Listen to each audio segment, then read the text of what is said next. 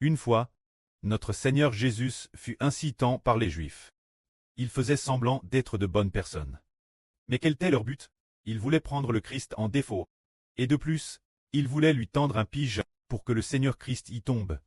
Ces gens firent semblant de venir dire au Seigneur Jésus, « Maître, nous savons que tout ce que tu dis est la vraie, que tes paroles viennent toutes de Dieu, et que tout ce que tu enseignes est correct. Alors nous aimerions te demander, est-il permis ou non de payer l'impôt César? Alors, frères et sœurs, voyez-vous ceux qui disent cela? N'est-ce pas un piège qu'ils ont tendu? Ils disent intentionnellement que tout ce que Jésus dit est vrai, que tout est vrai. Puis ils posent ensuite une question, est-il permis ou non de payer l'impôt César? Pour le Seigneur, dire oui t'es un piège, dire non t'es aussi un piège. Que ce soit permis ou non. C'était tombé dans leur ruse. Si le Seigneur Jésus disait, on doit payer l'impôt César, alors les Juifs desteraient le Seigneur et voudraient le lapider.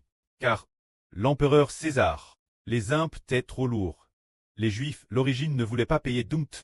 Si le Seigneur disait, il ne faut pas payer l'impôt César, alors les officiers romains viendraient l'interroger. Pour le Seigneur, c'était une question TRS difficile à répondre. Mais le Seigneur Jésus avait en lui la sagesse de Dieu. Il a immédiatement jour que ces gens venaient intentionnellement pour le tenter, voulant exprès faire tomber le Seigneur et le mettre en difficulté. Alors le Seigneur dit, « Hypocrite, pourquoi me tentez-vous » Le Seigneur savait que ces gens avaient de mauvaises intentions et venaient pour le tenter. Ce moment-là, le Seigneur dit, « Montrez-moi une pièce d'argent. » Quelqu'un apporta alors une pièce d'argent au Seigneur. Le Seigneur montra alors cette pièce tout le monde, et dit de « Qui est cette effigie grave sur cette pièce ?»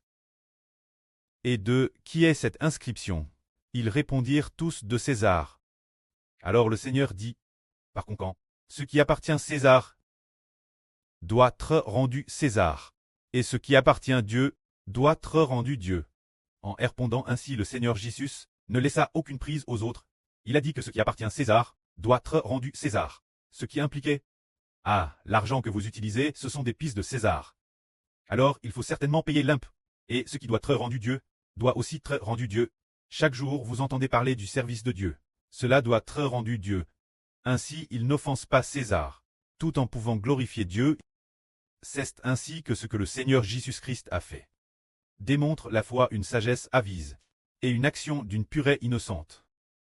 Ainsi personne ne put le prendre en défaut. C'est l'autre Seigneur Jésus-Christ. Travers la façon dont il a guère cette affaire, on peut voir qu'il est véritablement le Fils de Dieu. Il voit travers le cœur des hommes, et ses paroles ne laissent aucune prise aux autres. Que la gloire soit auprès et au Seigneur. Amen.